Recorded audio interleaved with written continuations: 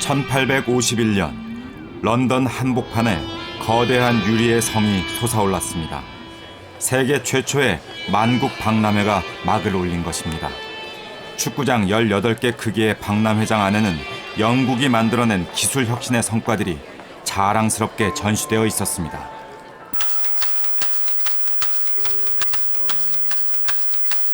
산업혁명의 발상지 영국은 세계 경제의 중심으로 부상했습니다. And it just explodes. Once steam-powered machines come into the economy explodes. Britain and then the other Europeans begin to be able to project power all over the planet. 하지만 한 나라의 번영을 꽃피게 한 성공담 뒤에는 목화의 왕국이라 불렸던 또 한 나라의 비극적인 몰락이 있었습니다.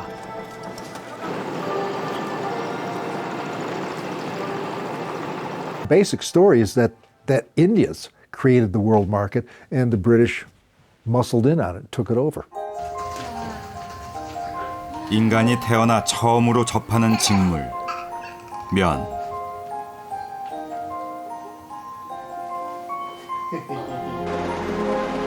면직물은 최초의 공장들을 만들어내고 새로운 동력을 가동시키며 세계 경제를 재편했습니다.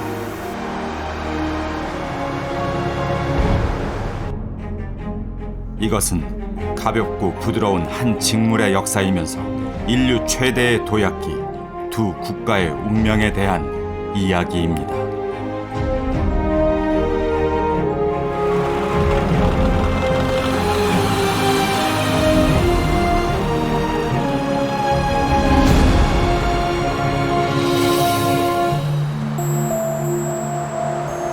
미국 미시시피강 하류에 펼쳐진 비옥한 삼각주. 이곳은 미국의 대표적인 목화 생산지입니다. 1800년대 초반부터 100년 넘게 세계 최대의 면화 생산국이었던 미국.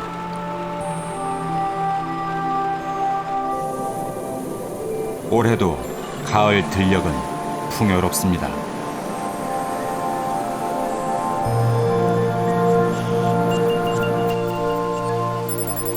지금은 중국, 인도, 그리고 미국 세 나라가 중심이 되어 세계인에게 입힐 면을 길러내고 있습니다. 한 해 이 농장에서 생산된 목화만으로 1000만 장에 달하는 티셔츠를 만들 수 있다고 합니다. I figured it up. This year's crop, we probably would make approximately 9,127,500 t-shirts. 면은 가벼우면서도 강한 직물입니다. 염색이 쉽고 오래가며 세탁하기도 편해서 그 어떤 직물보다 장점이 많고 그래서 인류에게 폭넓게 사랑받아 왔습니다. 하지만 유럽에서 면은 한동안 잊혀진 직물이었습니다.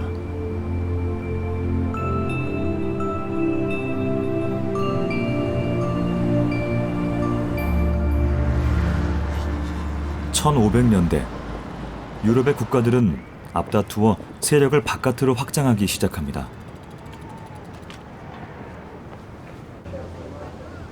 제가 태어난 영국에서는 이 시기를 대항해 시대 또는 대발견 시대라는 미사여구를 동원해 부르곤 하는데요.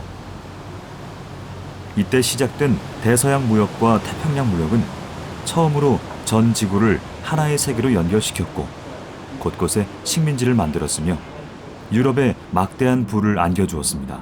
유럽은 이제 새로운 상품을 찾아 나섭니다. 향신료와 설탕에 이어 이번에는 직물이었습니다. 영국인들이 민주주의의 성지로 여기는 영국 의회.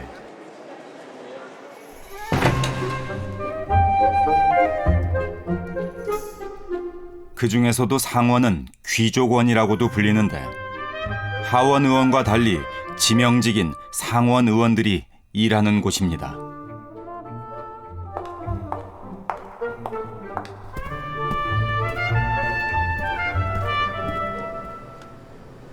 의원들이 발의한 법안은 대회의실에서 오랜 수기를 거쳐 여왕의 승인을 받은 후에 제정이 됩니다.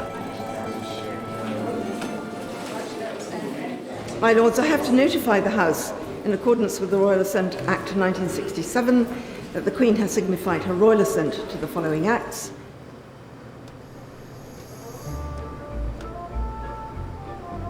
그런데 상원의회 대회의실에는 오랜 전통이 하나 있습니다. 의원들이 앉는 의자는 일률적으로 만들어진 가죽 의자인데 비해 최고의 권위를 가진 상원 의장의 좌석은 양털을 채운 의자인 것입니다. The woolen sack is the center of power in the British Parliament and is truly a sack full of wool because the so-called golden fleece, that's to say the wool produced from sheep, was seen as the major resource of the English nation. 영국은 전통적으로 양모와 모직물의 나라였습니다. 중세시대 이래 수백 년간 영국에서 가장 중요한 산업이었던 모직 산업.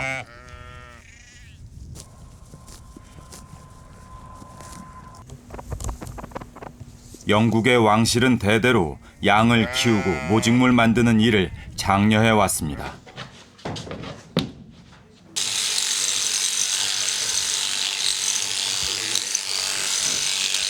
영국은 끊임없이 품종을 개량해 우수한 품종의 양들을 키워내고 이 녀석들이 제공한 양털에 선진 방적 기술을 투입해서 전 유럽에 수출될 모직물을 생산했습니다.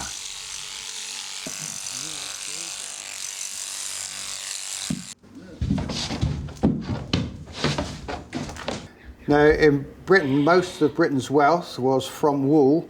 From the 10th century onwards, we had a special type of wool. It's what we call a high luster wool, very shiny, and no other countries in the world had this wool. So merchants used to come to Britain to buy this shiny wool. 1600년대 말에는 모직 제품이 영국 수출 소득의 절반가량을 차지할 정도였습니다.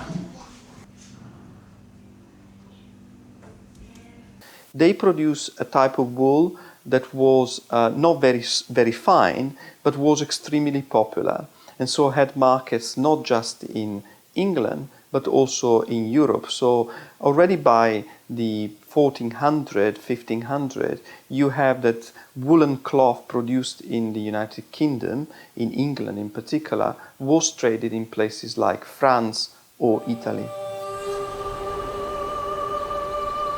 그런데 얼마 후 이 모직물 왕국에 변화가 일어나기 시작합니다.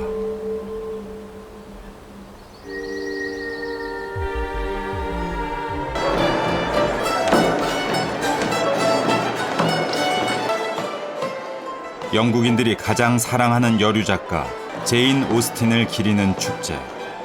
당대의 의상을 그대로 재현해 입은 영국인들이 건물 안을 가득 채웠습니다.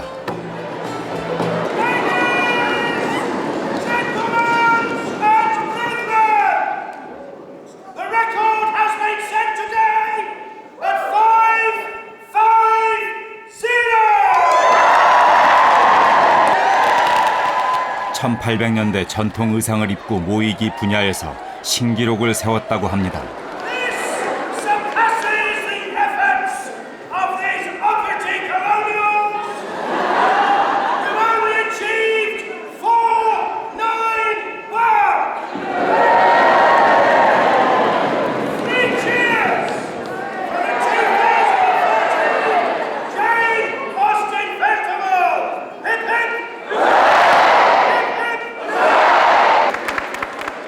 환호하는 영국인들.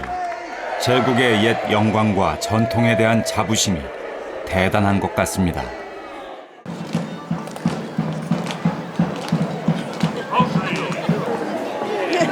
당대를 재현한 의상을 입고 거리 퍼레이드에 나선 참가자들. 그런데 이들의 옷을 자세히 보니 모직물이 아닙니다.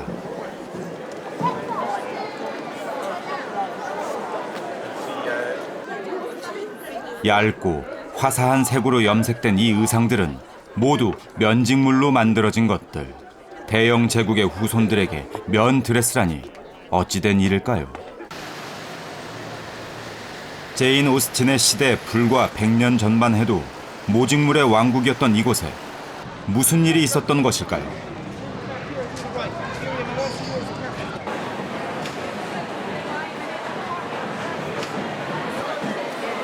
그 질문에 답하려면 시간을 조금 더 거슬러 올라갈 필요가 있습니다.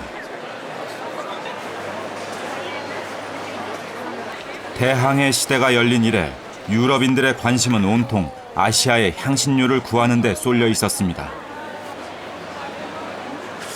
후추, 정향, 계피 등 유럽에서는 생산되지 않는 이국적인 향신료들은 천국의 향기라 불렸고, 이 진기하고 돈이 되는 물건들을 얻기 위해 유럽 각국은 앞서거니 뒤서거니 하며 바다를 건너기 시작합니다.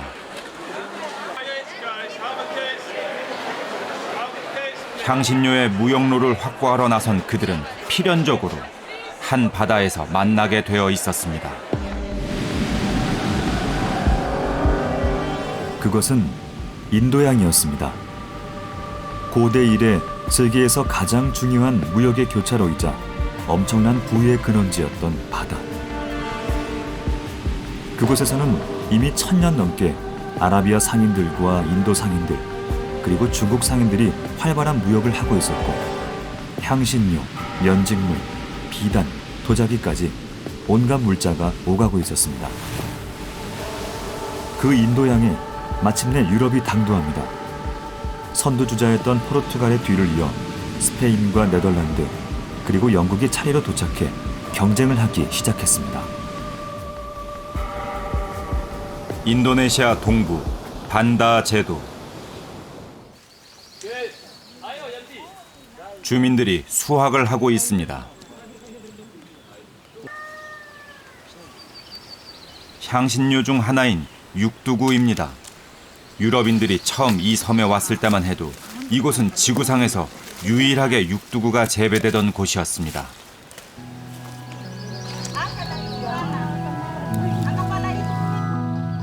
노란 과일 속 붉은 껍질에 쌓여있는 씨앗. 육두구는 당시 후추보다 10배나 비싼 가격에 팔리던 고급 향신료였습니다.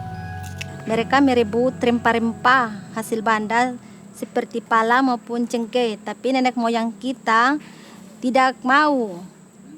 Jadi mereka melawan saja, sekalipun dijajah. 유럽을 가장 먼저 유혹했던 후추가 어느 정도 보급되며 가격이 떨어지자 유럽은 이제 육두구를 비롯한 고급 향신료 쟁탈전에 돌입합니다. 가장 먼저 이 지역에 진출했던 포르투갈은 서서히 그 세력을 잃고 네덜란드에게 자리를 빼앗겼습니다. And it's not just simply Europeans. You know, the Indian Ocean was filled with Arab traders. It was filled with Indian traders from Gujarat and Calicut and Bengal. So there's this global competition. And so what happens is that, in effect, the British muscle in on a global world market. 인도네시아 말루쿠 주의 주도인 암본.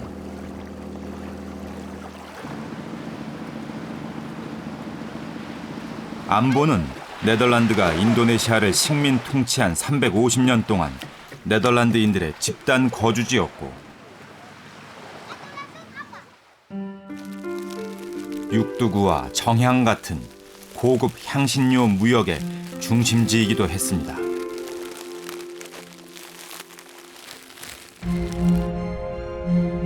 (1600년대) 초 네덜란드가 대규모 상관을 세우고 먼저 자리를 잡은 이곳에 영국이 뒤따라 들어왔습니다.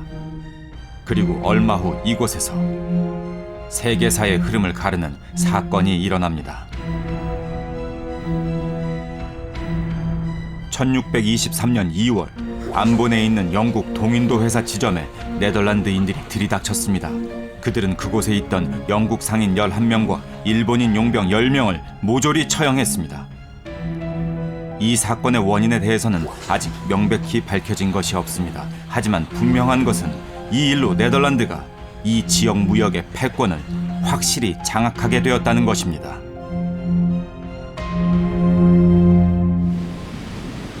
인도네시아에서 입지가 약해진 영국은 다른 곳으로 눈을 돌립니다. 인도였습니다.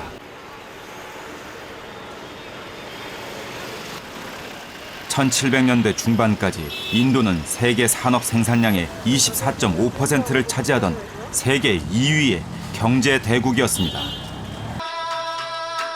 그리고 무엇보다 세계 최고의 면직물 생산국이었습니다.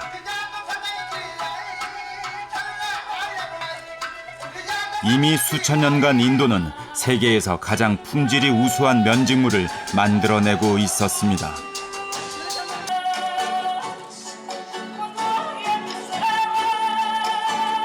한때 고대 로마에까지 수출되었던 인도산 면직물, 로마인들은 바람으로 짠 직물이라 상찬했다고 합니다. Living in India and living this culture in and out. I'm born and brought up here. The culture and the weather needs cotton. We need cotton. We can't wear anything else but cotton.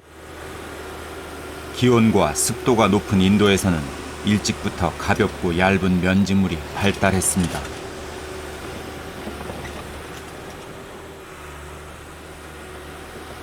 기록에 따르면 인도는 기원전 3000년경부터 면화를 재배했다고 합니다.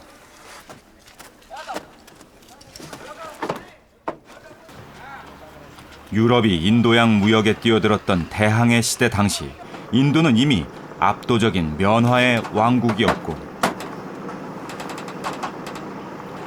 이 면화로 만들어진 인도산 면직물은 가까운 동남아시아나 중국은 물론 동유럽과 머나먼 아프리카까지 수출되고 있었습니다. The Indians were especially expert in cotton textile production. The name of some of the kinds of cotton that was produced, madras, muslins, all those areas. So Indian, and it's you've got the spinning, you've got the weaving, you've got how you make this stuff, and it's extremely high quality. 마르코 폴로가 세상에서 가장 곱고 아름다운 직물이라 기록한 인도의 면직물.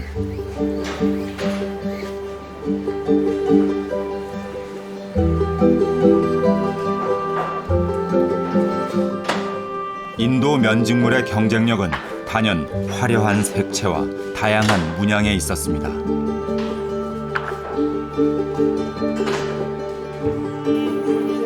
아주 오래전부터 인도의 면직물은 지역마다, 마을마다 고유의 색과 문양이 있는 것으로 유명했습니다. 그중 구자라트 지방 고유의 면직물은 뾰족하게 깎은 대나무로 문양을 그립니다. 대량으로 문양을 찍는 도구를 일절 쓰지 않고 장인의 손으로만 करी는 것이 특징입니다.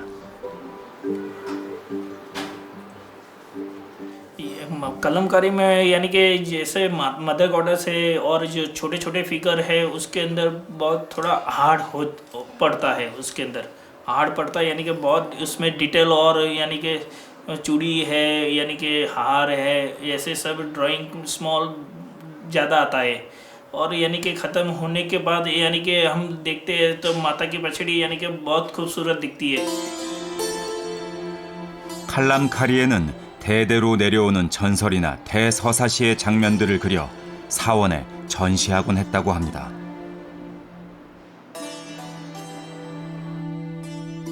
면직물이 일종의 예술품이었던 것입니다.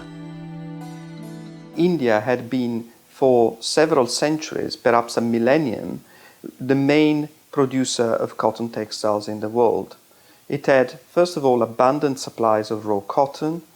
It had good spinning and weaving, mostly hand spinning and hand weaving, and it also had mastered a way of printing cotton textiles.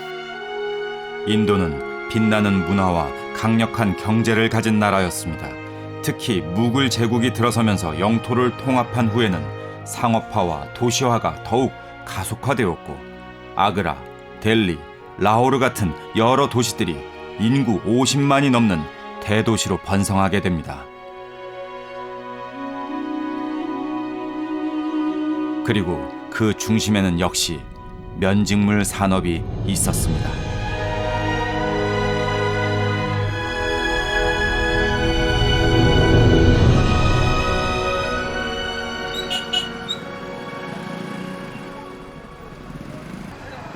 네덜란드에게 밀려 인도로 온 영국인들의 눈에 바로 그 인도의 면직물이 들어왔습니다.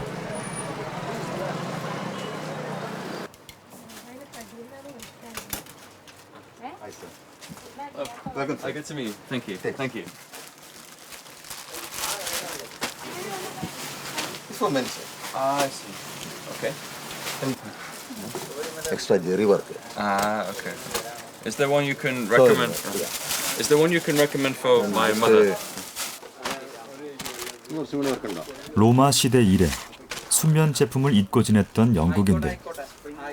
이 아름다운 직물을 보고 어떤 생각을 했을까요? Like this, sir. Okay. Then, Okay. front side. 아마도 감탄을 금치 못했을 것입니다. Thank you. This one. Thank you very much. How is it, sir? How is it? It's lovely. Yeah, feels great. Feels great. 영국은 후추도 육두구도 아닌 면직물을 실어 나르기로 결정했습니다. 인도의 도시 캘리컷의 이름을 따 캘리코라 불리게 된 이 상품, 일대 변혁의 시작이었습니다. Textiles that were imported from Asia, in particular from India, became incredibly popular in England. They were very colorful, they resisted light and washing, and they were also relatively cheap, surely compared to very expensive silks. That ensured their popularity. 영국 동인도 회사가 수입한 캘리코는 그야말로 대히트를 기록하게 됩니다. 두껍고 색이 어두운 모직물만 입어왔던 영국인들에게 화사한 면직물은 전혀 새로운 세계였습니다.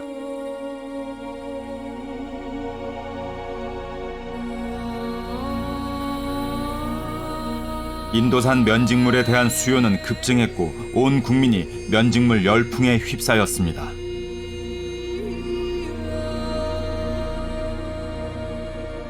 가벼우면서도 따뜻하고 세탁까지 편한 이 아시아의 직물은 영국인들의 마음을 완전히 흔들어 놓았습니다.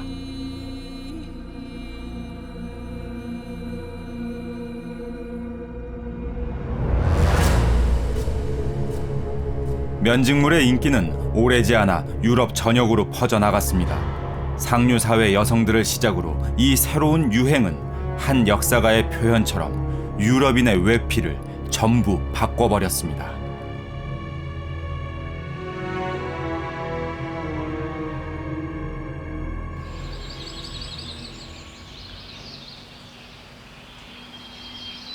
당시의 면직물 열풍은 어느 정도였을까요? 이곳에는 귀중한 사료 하나가 보관되어 있습니다.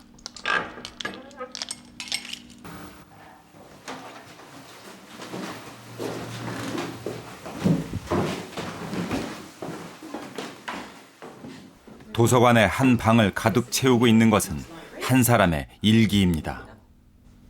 17세기 영국의 재단사 아들로 태어나 해군성 관리를 지냈던 사무엘 피프스의 일기. 1660년부터 10년 동안 계속된 그의 일기 속에는 당시 런던의 생활상이 생생하게 기록돼 있습니다. Well, it's a wonderful resource for social history. So it contains information about clothing, about what theatrical performances he went to, people he met, about what was happening in the political world. 갑자기 돌풍을 일으킨 인도산 면직물에 대한 그의 솔직한 마음도 적혀 있었습니다.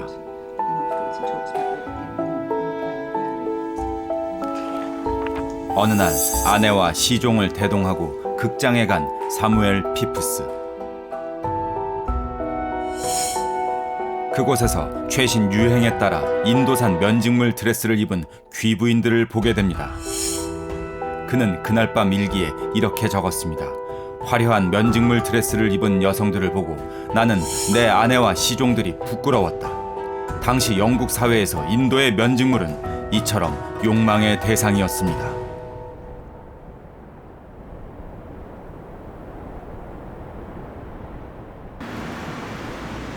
하지만 앞서 말했듯 영국은 전통적으로 모직물의 나라였고 모직 산업은 왕실이 장려하는 국가적인 산업이었습니다. Something very business-like. Business-like, yes. Well, the process is that we show you some pieces of cloth. That's a lovely cloth, isn't it? Just get a feel of that. Can I just put it over your arm so you get an idea of what it would look like as a suit? This suit will cost you £5,000, which includes the VAT, and as it's being exported to Korea, then it would be 4,000. 모직물은 수세기 동안 영국인을 입힌 직물이었을 뿐만 아니라 전 유럽에 수출되는 영국의 주력 산업이기도 했습니다. 따라서 당시 영국에는 모직 산업에 종사하는 계층이 두텁게 형성돼 있었습니다. 그런 영국에서 어느 날 갑자기 나타난 값싸고 질 좋은 인도산 면직물이 모직물의 자리를 위협하기 시작한 것입니다.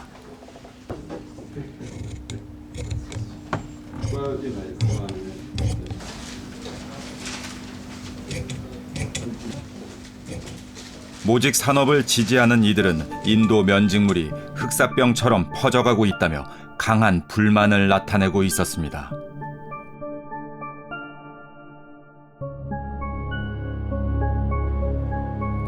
그러던 1700년대 초의 어느 날 런던 외곽의 한 모직 공업지대.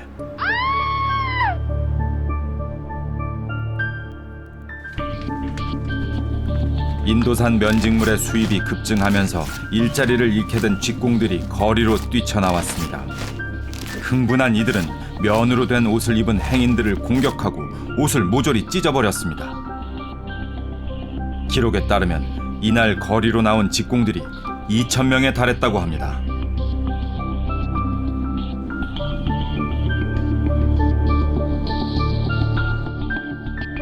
인도산 면직물이 야기한 영국 사회의 갈등. 모직업자들의 폭동과 항의는 일회성으로 그치지 않았습니다. 면직물을 불태우는 대규모 시위를 하는가 하면 의회에 압력을 가하기에 이릅니다.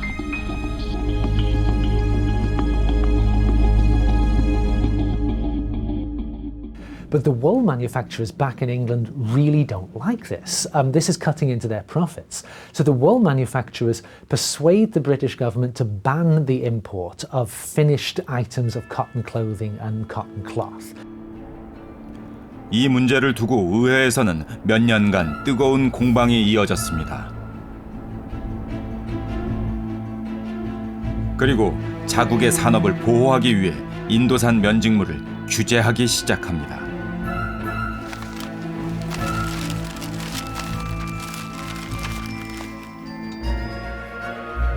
영국 의회는 캘리코 금지법이라 통칭되는 일련의 법률 제정을 통해 처음에는 부분적으로 몇 년 후에는 아예 전면적으로 인도산 면직물의 수입을 금지하기에 이릅니다.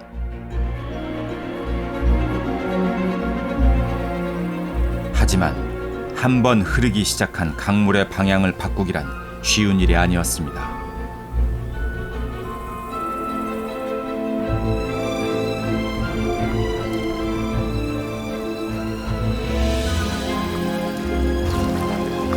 영국인들은 여전히 인도의 숭령공들이 만들어내는 이 값싸고도 아름다운 직물을 사고 싶어 했습니다.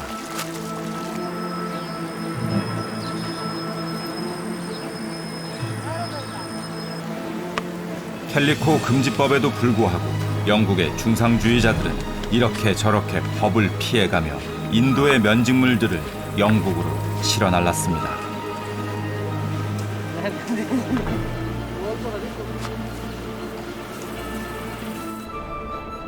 이 직물들이 영국으로 건너가는 동안 인도에는 영국이 지불한 은이 쌓여갔습니다.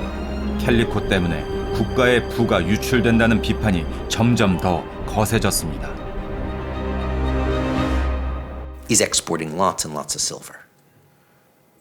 That is politically very unpopular in Parliament, in pamphlets, etc., yelling and screaming at the East India Company that this export of silver is really, really bad. 인도 동부 벵골주의 주도인 캘커타.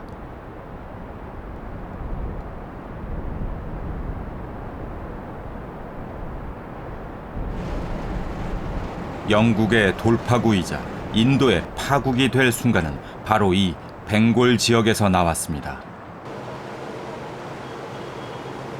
벵골 지역은 인도의 주된 면직물 생산지의 하나였습니다.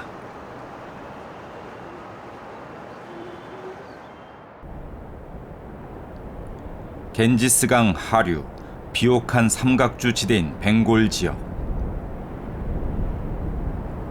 영국이 캘리코를 실어 나르던 당시 후발주자로 인도양에 온 프랑스 역시 이 땅을 눈여겨보고 세력을 넓히려 하고 있었습니다.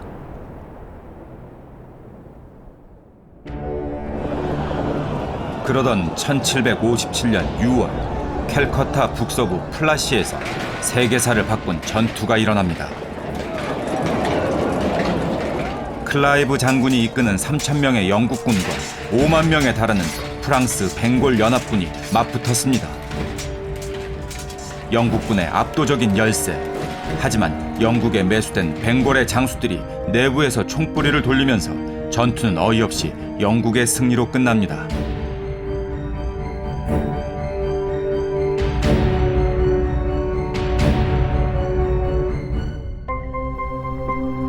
이 작은 전투의 승리는 영국에게 뒤이을 모든 영광을 의미했습니다.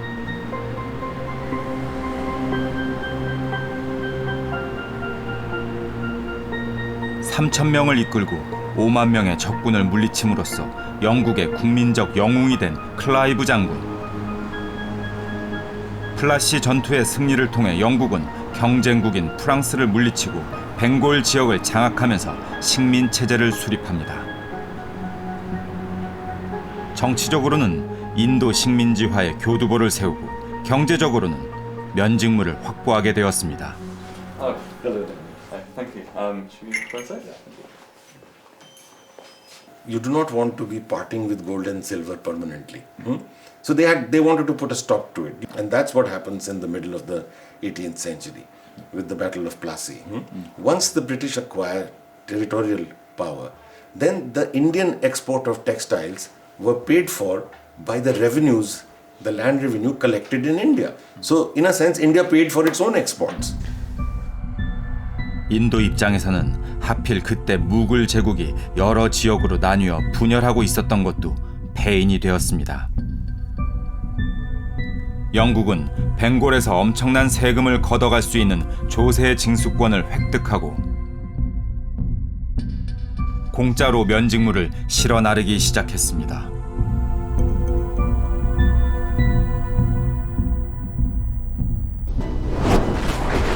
플라시 전투는 사실 더 큰 전쟁의 일부였습니다. 7년 전쟁. 유럽의 여러 나라가 참여했지만 본질적으로는 영국과 프랑스 간의 식민지 쟁탈전이었습니다. 유럽, 인도, 북아메리카 곳곳에서 치열한 교전을 벌인 끝에 탄생한 최종 승자는 영국이었습니다. The British and the French are at war in the Americas, they're at war in Africa, and they're at war in India. And the stakes are which country is going to actually control most of the rest of the world. And what we know is that the French get beat in the Americas. They get expelled from what become the British colonies. 영국인들이 대영 제국이라 불러 맞이하는 영광의 시대가 다가오고 있었습니다.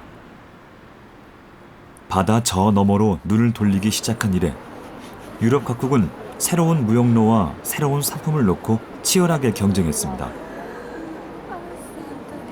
하지만 마지막에 살아남은 것은 뜻밖에도 유럽의 제일 변방에 있던 섬나라 영국이었습니다. 세계 역사상 가장 큰 영토를 통치할 대영 제국.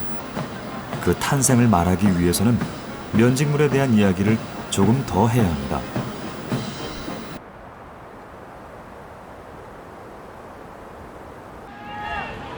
지난해 열린 런던 패션 위크. 세계 패션계의 이목이 런던으로 모아졌습니다. 앞으로 한 시즌 세계인은 어떤 옷을 입게 될까? 그 대답이 이곳에서 나올 것입니다. Well, I think that he's a leader and he's an innovator. I think he puts England in the forefront of business, fashion, certainly very helpful to the economy. And 또 다른 영국 브랜드의 패션쇼를 준비하고 있는 무대의 뒤편. 저가 브랜드지만 전 세계에서 쏟아지는 관심은 뜨겁습니다.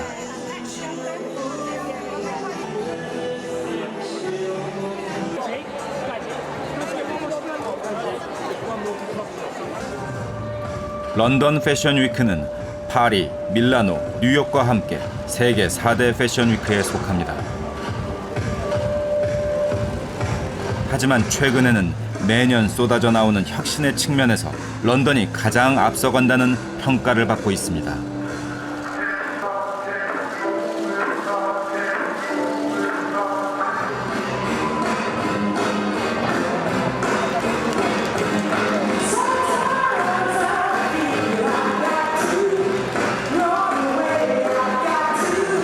Obviously, saying the obvious, the sort of the speed of things reaching people is the key, right? You guys see it, wear it, buy it. That's what it's all about. 플라시 전투 이후 벵골 지역을 손에 넣은 영국은 이제 새로운 야심을 갖게 됩니다.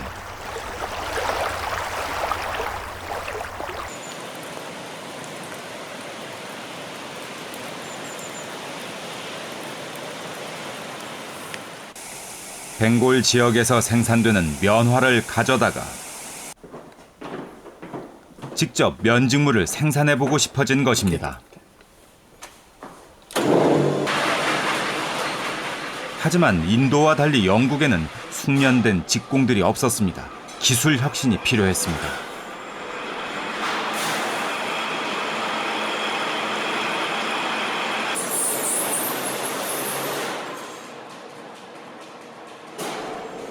영국은 인도의 면직물을 가져다 놓고 그 모방품을 만들기 위해 머리를 싸맸습니다.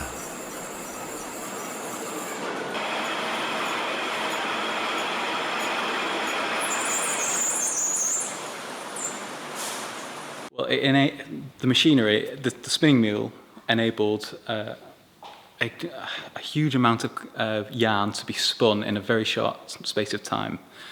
In the film, in two drawers of the machine, as it would go in and would go out, that would spin 1.5 miles of cotton. 하지만 초기의 기술 혁신은 결정적인 것이 아니었습니다. 그렇다면 영국의 면직물은 어떻게 인도를 따돌리고 세계 시장을 장악하게 되었을까요?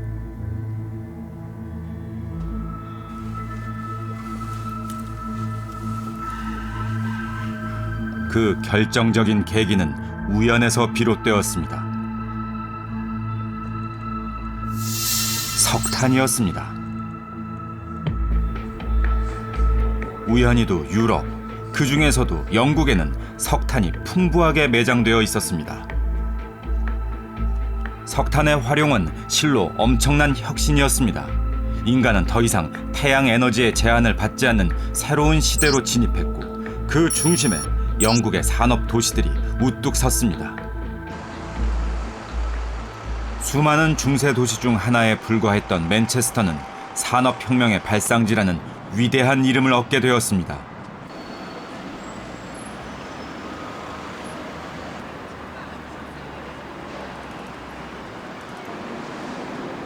맨체스터는 지금도 혁신의 전통을 자랑스럽게 지키고 있습니다.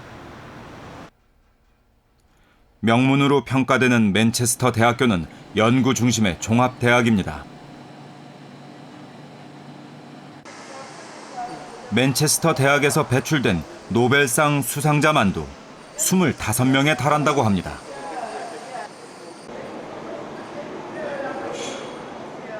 It invented the telegraph, the steam train, rubber tyres. All of these things that have enabled us to transform the world, Britain invented them and had a monopoly on their early production. And that meant that economic growth could take place very, very easily. Now, this helped. So the British economy grew very, very, very, very quickly until about 1900. In the United States, growth was even faster. 석탄은 모든 것을 바꾸었습니다.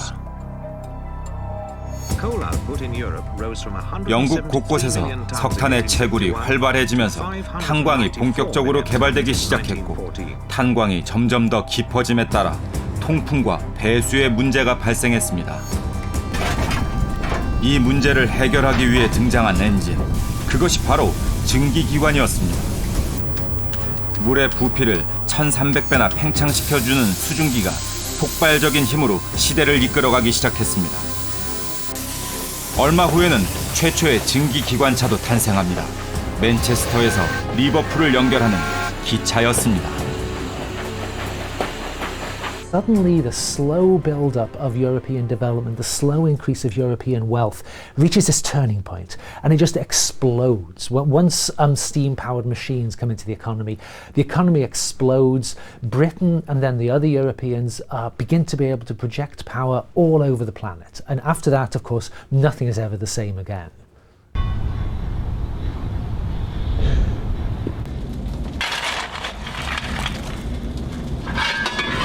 There we go, that'll do.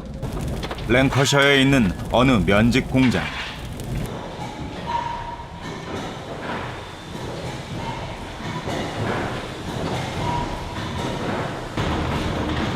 (1894년에) 지어진 이 공장에는 세계에서 유일하게 가동되는 증기 방직기가 있습니다.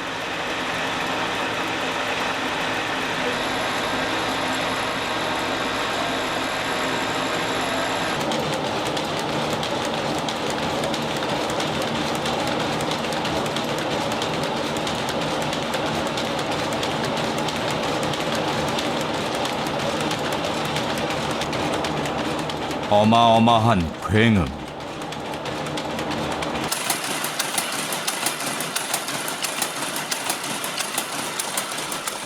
그때 영국은 이렇게 지축을 울리는 굉음과 함께 전례 없는 폭발적 성장을 하고 있었을 것입니다.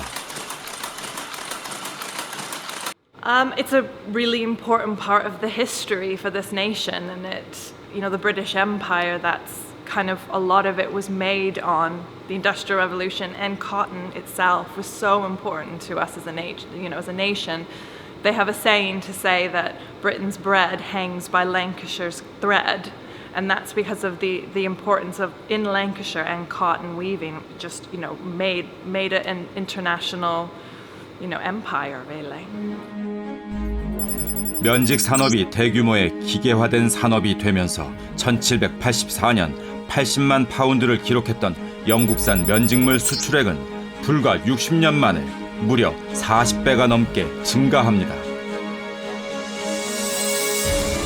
산업혁명으로 가능해진 엄청난 생산력은 유럽의 변방에 있던 조그만 섬나라를 세계사의 중심에 등장시켰습니다.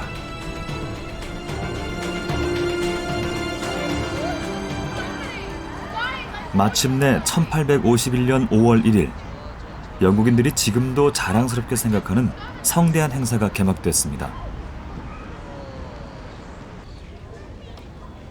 런던 시내에 있는 공원 하이드 파크. 그 한복판에 산업혁명의 힘으로 세운 건물 하나가 들어서 있었습니다.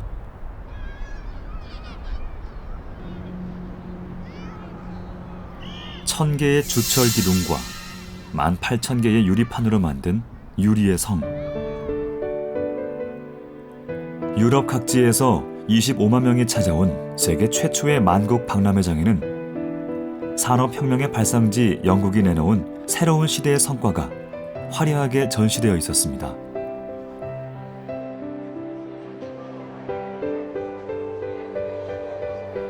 증기기관과 기계가 만들어낸 영국산 면직물들도 거기 있었습니다.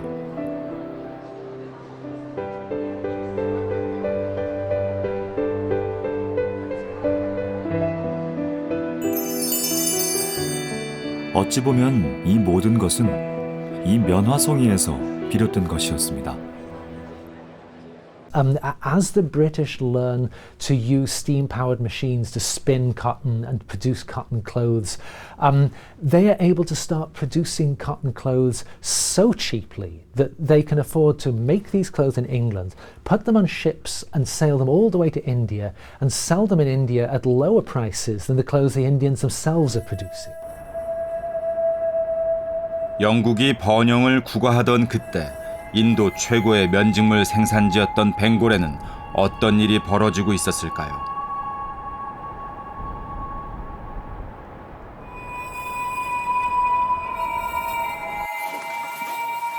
인도의 전통 면직물을 생산하는 벵골의 한 마을.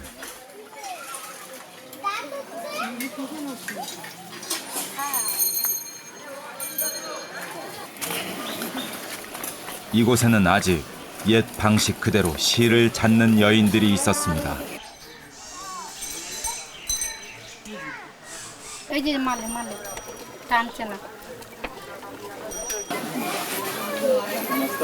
Namaste.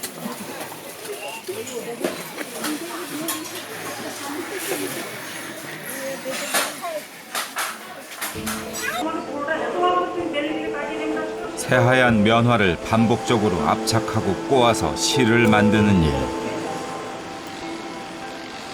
과거에는 이보다 훨씬 더 가는 거미줄 같은 실을 지어내는 여성 직공들이 많았다고 합니다. 하지만 이제는 거의 찾아볼 수가 없습니다.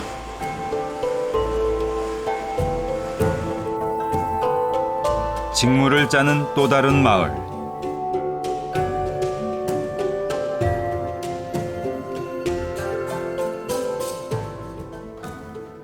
인도 정부에서 정한 인간 문화재인 그는 모슬린이라는 아주 얇은 면직물을 직조해내는 장인입니다.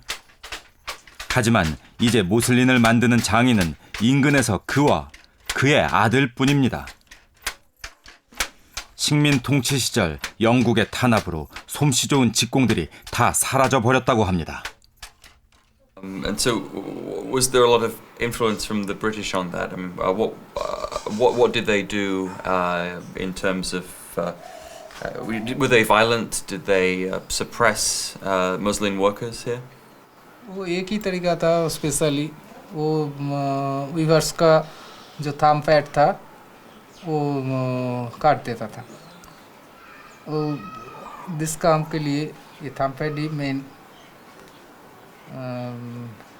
मटेरियल मतलब ये main things है जो थाम पैड नहीं होगा तो काम भी नहीं होगा. 영국은 인도의 방직기를 부수고 숙련된 직공들을 탄압했습니다. 일을 할 수 없도록 손목이나 엄지손가락을 자르기도 했습니다. 가장 먼저 식민화가 되었던 벵골 지역의 경우 1830년 즈음에는 면직물 산업이 거의 붕괴해버렸습니다.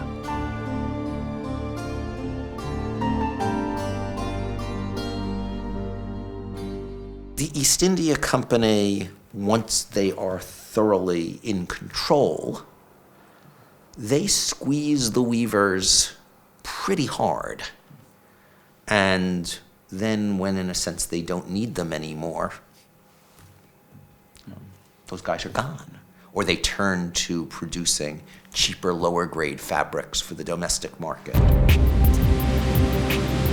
하지만 오래지 않아 인도의 내수 시장조차 영국의 면직물이 장악하고 맙니다. 면직물의 천년 왕국이었던 인도에 기계가 만든 영국 면직물이 쏟아져 들어왔습니다. 핵심은 관세였습니다.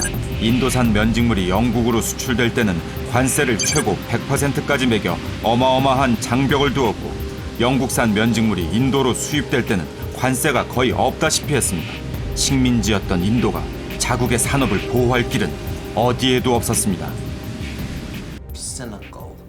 What you say is, oh no, they're just as careerists, but the career they have in mind is... They impose very high tariffs on imports from India. Once they have achieved a technologically superior position, they discover the virtues of free trade. Kicking away a ladder. Right.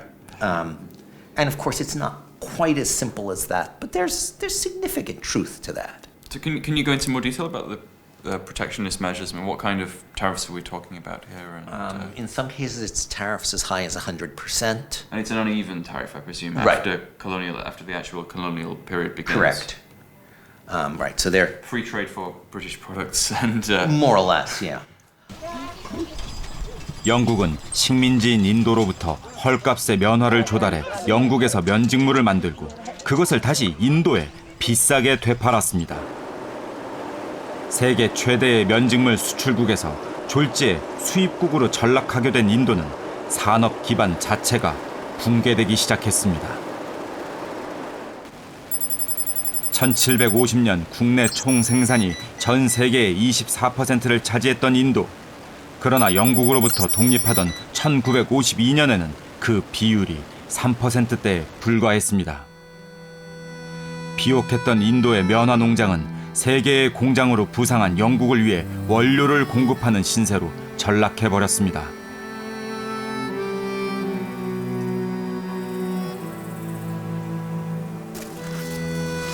인도와 인도의 면화가 없었다면 영국의 산업혁명은 일어날 수 있었을까요? 그 오래된 논쟁에 대해 역사가들은 아직 결론을 내지 못하고 있습니다. In 1801, when Britain was the first industrialized country in the world and was investing about 7% of its national income to be the first industrialized country, estimates are that between 80 to 85% of what Britain invested within the country came from the tribute from the various colonies. So to that extent, the whole process of primitive accumulation or investment, raising the resources, did not have to be done on the backs of the British working class and peasantry, but it could be got from the rest of the world. 하나의 역사적인 사건을 이해한다는 것은 간단한 일이 아닐 것입니다. 서양이 중심이 되는 오늘날의 세계를 만든 산업혁명. 하지만 그것이 과연 유럽의 앞선 기술과 과학적인 사고만으로 이루어진 것일까요? 인도를 집어삼킨 영국은 이제 거대한 역전을 바라보고 있었습니다.